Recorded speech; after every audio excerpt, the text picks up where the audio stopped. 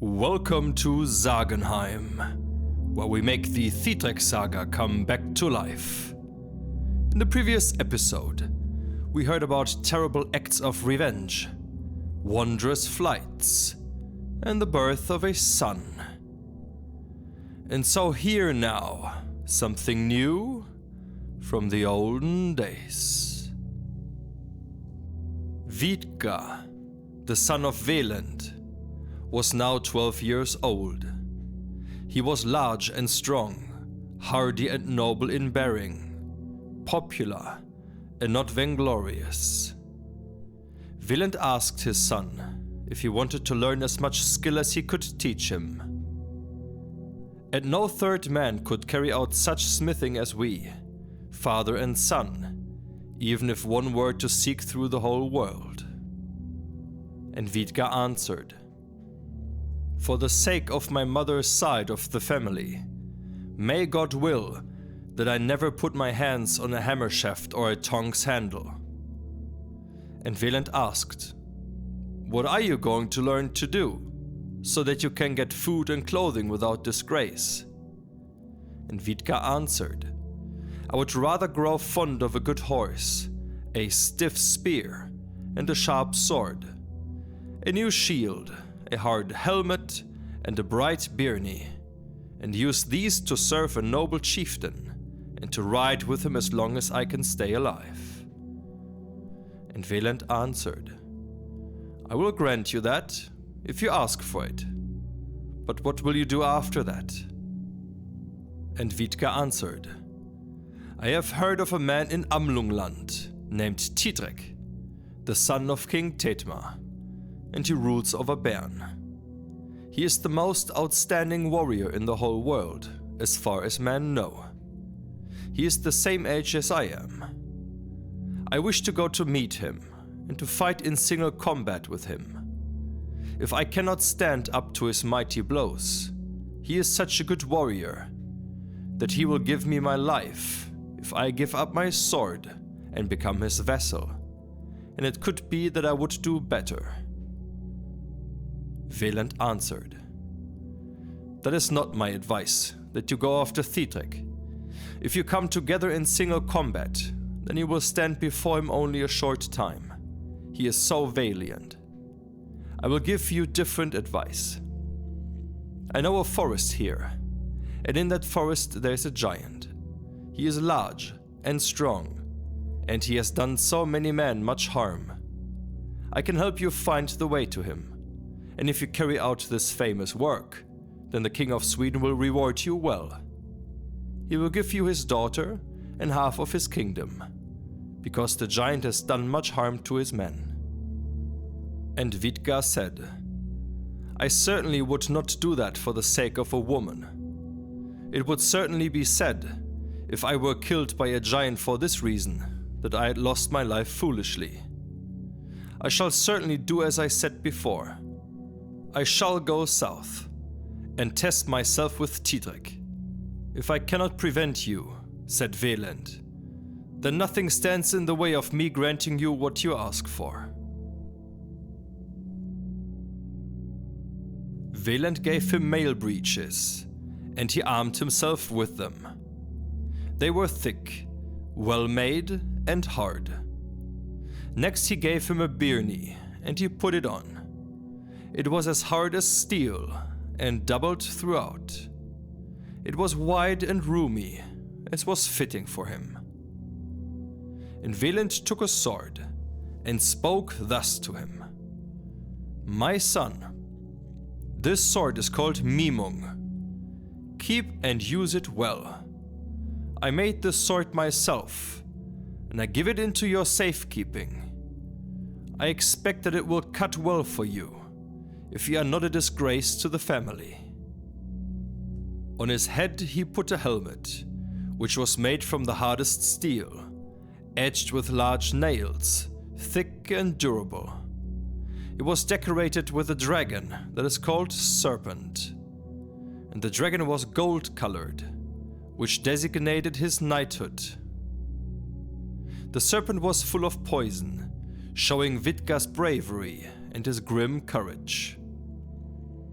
He then took his shield and hung it around his neck. The shield was thick and heavy, so that a man could not wield it with one hand.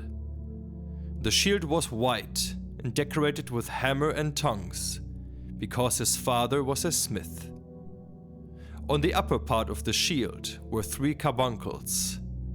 These showed his mother's line, since he was of royal birth. After that, Velent took a horse, which was the best of all horses. Its saddle was made of ivory. There was a drawing of an adder on it. And after that, Vidga went to see his mother, kissed her and bade her goodbye. She bade him farewell and gave him 3 marks of gold and her gold ring. He kissed his father and bade him goodbye. Velent bade his son farewell. He was touched when they parted. And then Vidga took his spear and leapt onto the back of his horse, and did not even put his foot in the stirrup. And Velent laughed when he saw that. He followed him to the road, directing him through all of the paths most clearly, and he told him many other things. And then father and son parted, and Velent rode home. Now Vidga rode long distances, through great forests, both inhabited and uninhabited. He came to a large river called the Eider. He did not find a ford, as his father had told him. He got off his horse, led him into the forest, and tied him to a tree. And then he took off his armor and buried it all together in the ground, concealing it carefully, because he feared that anyone who found his armor would take it away. And after that he waded out into the river, so far that only his head was above the water. And he went up and down along the river. And just then, 3 knights rode along. One of them was Hildibrand, the foster father of Thidrek of Bern, and the second was Heimir, and the third was an earl named Hornbogi. And Didrik had sent the 2 chieftains after the earl in Wendland, because he knew that Hornbogi was such a good warrior, that his better could not be found in knightly prowess, or in other things that should do honor to a good warrior. And for this reason, Thidrek wanted to accept him into his fellowship, and all of his men with him. Hildibrand spoke to his companions. I see a dwarf out in the river, who might be the dwarf Alfrek, whom Thidrek once caught, and from whom he got the good sword Nagelring, and the good helmet Hildigrim, and much other treasure. I was with him then. Now let us see if we can manage to catch him, and take him, and we shall lay no less of ransom on him than the ransom he paid then. Then they got off their horses, and went to the river. But Vidga had heard clearly what they had said, and spoke. Give me truce to come onto land. Then you will be able to see that I am no more a dwarf than you are. Nor do I carry my head any lower than does he who called me a dwarf. And they consented, and bade him come onto the shore. And then he came onto the shore, 9 feet in one strike. Hildibrand asked, What kind of man are you, and where do you come from? And Vidga answered, If you are a good warrior, why are you asking me this while I am naked? Let me go and get my armor, and then ask me what you wish to find out. And they consented also to this. Vidga went to where his armor and his clothes were, and he dressed and armed himself. And then he went to his horse, sprang onto its back, and rode back to meet them. He spoke. You 3 good knights, God help you. Let each of you give his name, if I may know your names. And Hildibrand spoke. What is your name, good man, and what's your family? What are you doing? Why are you riding alone in an unknown land? And Vidga spoke. I am a Dane by birth and family. I am called Vidga, and my father is called Velent. My mother is the daughter of King Nidung, who ruled over Jutland. I am traveling to meet Thidrek, the son of Tetma, the king of Bern. And before I return home, he shall be forced to know, both of us together, what stiff shields we own, and what strong helmets, and what kind of swords, and hard byrnies, because he is now the most famous of men in his valor and prowess. Hildibrand now saw that this man was so large and lordly that he thought he had never seen his match. His armor and all his equipment were also made according to this mold. He knew that his lord Thidrek would be so sorely tested, and he did not think it could be clearly foreseen who would defeat the other. Now Hildibrand decided on a plan, because he was a wise man.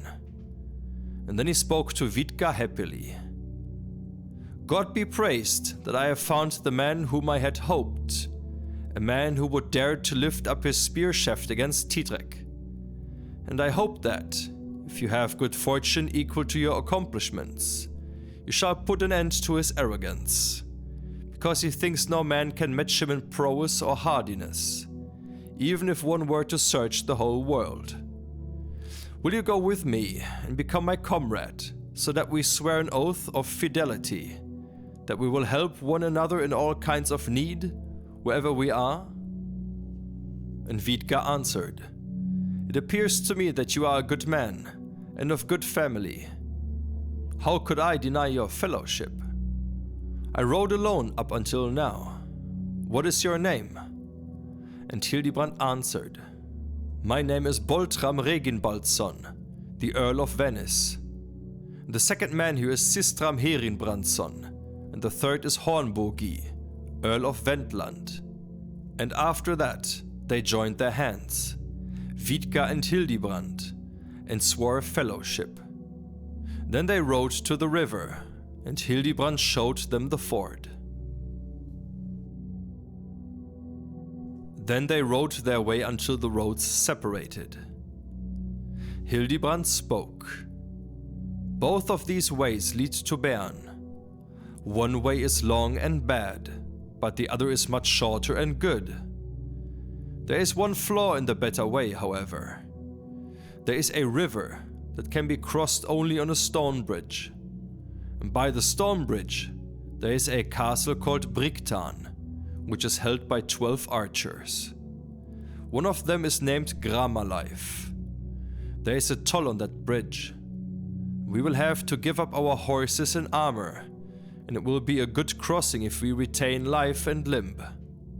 There is little hope that we will come across the bridge against their will, because Thidrek came here to win that castle, and he was not able to do it. When he saw that he would have to face these 12 warriors, then neither Thidrek nor any other man dared stand against them. I advised that we take the longer road. Vidga replied, We shall certainly travel the shorter way, because they will let a foreigner ride through, as he will under a truce. And they then took the road Vidga suggested. They rode through the forest called Lyrawald. Before this forest stood the castle. And Vidga spoke, Wait here for me. I will now ride to the bridge. It could be that they will let us ride over without a toll, if I speak to them meekly. If I am unable to reach this agreement, I shall ride back to you as agreed. And they bade him ride, but they were displeased that he went. And thus we arrived at the end for today. In episode 17, we will hear about these 12 men and their leader, about a deception of Hildibrand, as well as of fire and flames.